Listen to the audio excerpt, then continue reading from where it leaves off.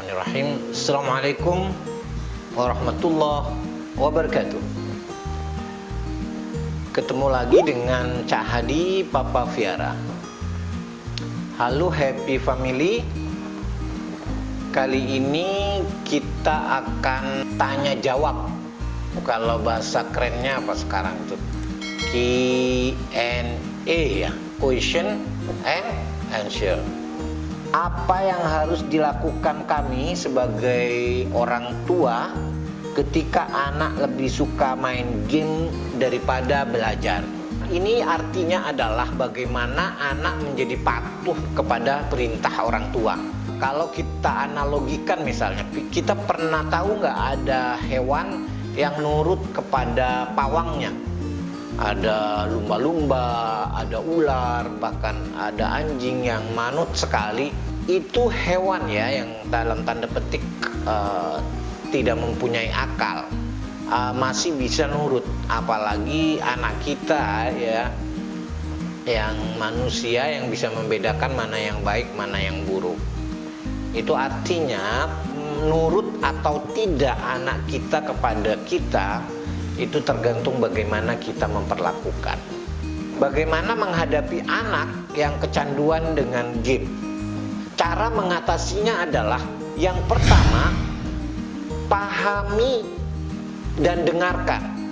Jadi pahami bahwa game itu memang dunia anak. Berarti kalau itu menjadi dunia anak, menjadi kesenangan anak, tidak boleh kita rampas dengan sepihak. Yang bisa adalah kita atur dan kita arahkan. Jadi pahami. Misalnya anak lagi main game, ditanya main game apa nih? Kayaknya asik banget. Ajarin papa dong, ajarin ibu dong. Jadi masuk dulu ke dunianya anak agar kita tidak dianggap sebagai musuh. Tetapi kalau kita tiba-tiba melarang, jangan main game lah, main game terus.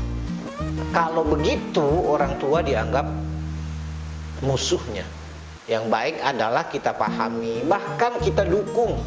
Baru setelah kita masuk memahami kemauannya anak, disitulah kita beraksi untuk mengarahkan anaknya. Kemudian dengarkan dia bercerita kenapa senang sama game apa aja, didengarkan maunya apa gitu kan. Sering kali orang tua memaksakan kemauannya sendiri tanpa mempertimbangkan atau memperhatikan maunya anak, dan ini menurut saya tidak adil. Jadi menurut saya itu tidak ada anak yang nakal, yang ada adalah aktif atau reaktif. Main game baru 10 menit aja sudah dibilang game aja terus. Baru pulang dari sekolah masih disuruh belajar, gila gak? Belajarnya sudah setengah hari, main gamenya baru 10 menit sudah dimarahin. Bahkan sering ya, lagi asik-asiknya anak main, udah mau menang masih disuruh ngambil ini, disuruh ngambil itu. Saya demi Allah sering kali tidak setuju. Bahkan ada keperluan apapun, kalau anak saya lagi asik main game, saya nggak berani nyuruh, karena itu akan jadi masalah besar. Yang kedua adalah arahkan dengan reward. Nah, baru setelah dipahami, didengarkan, kita arahkan. Itu pun kita harus kasih hadiah. Contoh misalnya, nanti deh tak beliin koin atau poin itu, asalkan kamu ikrotnya bisa sampai ikrot 5, asalkan kamu di sekolah ranking sekian, asalkan PR-nya kamu dikerjain. Jadi diarahkan dengan cara di reward. Kalau mereka merasa dihargai, kesenangannya mereka merasa didukung, mustahil mereka tidak mengikuti kita. Yang ketiga adalah sediakan kegiatan atau permainan lain. Nah, ini kita sering juga nih. Kita menginginkan anak kita itu tidak main game aja, tidak HP, tidak gadget aja. Tetapi kita nggak pernah mengarahkan atau menyediakan atau memberikan kegiatan-kegiatan lain. Ini menurut saya juga aneh. Sebenarnya kalau kita sediakan nggak perlu disuruh. Saya sering sudah coba kepada anak saya, contoh misalnya dia main gadget terus nggak bisa diganggu. Lalu saya bertanya, sampai di mana, udah menang apa belum, coba minta tolong dong dicariin misalnya bagaimana nanam cabai, bagaimana nanam ini, bagaimana berternak ikan. Akhirnya dia mencari di Google atau di YouTube, lalu dilihat, tertarik, dia disediakanlah misalnya alat-alat untuk bertanam, lalu didukung. Dengan sendirinya mereka sibuk dengan kegiatannya, maka kegiatan gadgetnya akan berkurang. Yang keempat adalah ajak berpikir tentang hal negatif dan positif dari dia bermain game atau bermain gadget. Ajak diskusi. Nih misalnya dikasih tahu, kalau main game atau mata kita terlalu berfokus kepada cahaya, kelamaan kira-kira gimana. Nah, jadi dikasih pemahaman yang seperti itu. Kamu cita-citanya mau jadi apa? Mau jadi dokter. Kayaknya kalau kamu main game terus, gadget terus, nggak ada tuh dokter yang main gadget terus misalnya. Jadi diajak-ajak berdiskusi, memahami hal-hal tentang masa depan.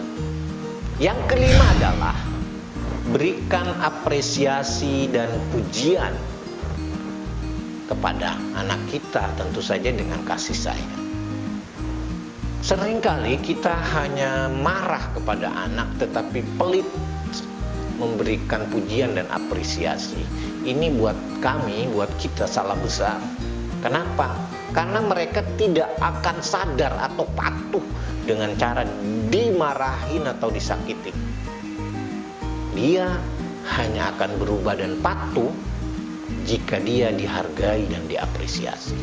Kepercayaan dirinya muncul, menghargai orang lain muncul karena menirukan kita. Mulai sekarang, mari kita coba cara yang 5 tadi. Insya Allah berhasil. Mudah-mudahan kita menjadi orang tua yang bijak, yang selalu introspeksi, dan terus belajar tentang bagaimana mendidik anak yang baik.